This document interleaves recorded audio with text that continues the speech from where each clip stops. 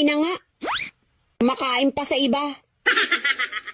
Patay gutom. Nekas mo na yan na malakas!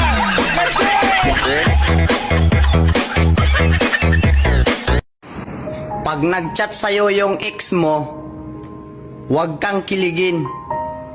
Sinusubukan niya lang yan. Kung tanga ka pa din.